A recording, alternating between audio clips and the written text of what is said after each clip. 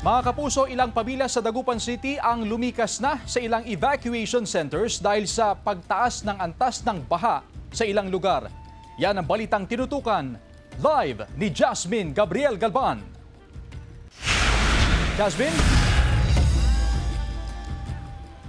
Chris, dahil na rin sa malakas na buhos ng ulang dala o epekto ng Super Typhoon Nando ay nakakaranas na ng bahagyang pagbaha sa ilang lugar dito sa lungsod ng Dagupan. Hanggang bewang na rawang baha sa loob ng bahay ni Lilibeth mula sa Sitio Fisheries, Barangay Maluwod, Dagupan City. Kaya naman bago pa bumuhos ang malakas na ulan kagabi, ay kabilang na sila sa lumikas at nagtungo sa evacuation center. Kasama ni Aling Lilibeth ang kanyang mga anak sa evacuation center.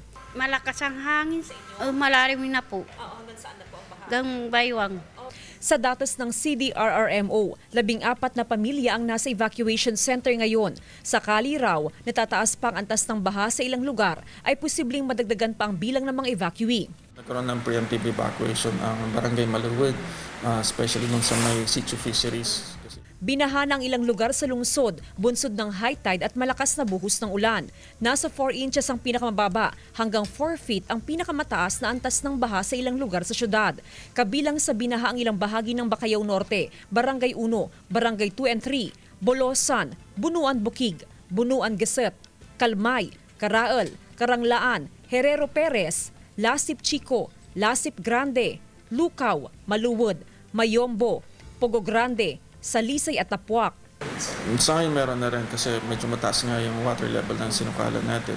In affected areas natin is Bacayao area natin, yung Lasip area, then Pugo area, then hopefully pababa hanggang dito sa may part ng Pantal. Maigting ang monitoring ng CDRRMO sa antas ng Pantal Sinukalan River. Patuloy rin silang nakabantay sa sitwasyon sa mga island barangay at coastal area. Mahigpit pa rin ipinapatupad ang no swimming at no fishing policy sa mga baybayin.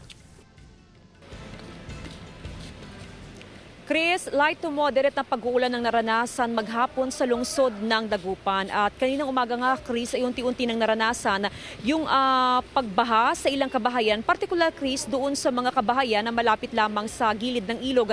Gaya na lamang dito sa aking kinaroroonan sa may Barangay Herrero Perez, kung saan yung mga bahay na nakikita mo, Chris, yan yung mga bahay na nasa gilid lamang ng Pantal River. At kaninang umaga nga ay pinasok na nga ng tubig yung kani-kanilang mga bahay. Ngayong hapon naman, Chris, etong mismong kalsadang ating kinatayuan ay inabot na rin ng tubig. Sa ngayon, Chris, ay naghahanda na rin yung mga residente dahil kung magtutuloy-tuloy yung pagtaas ng antas ng tubig ay nakaredy naman daw sila na lumikas o magtungo sa mga evacuation center. Patuloy, Chris, yung panawagan ng health authorities sa ating mga kababayan na kung sila ilulusong sa baha ay magsuot ng mga protective gear gaya na lamang ng bota para makaiwas sa leptospirosis. Chris?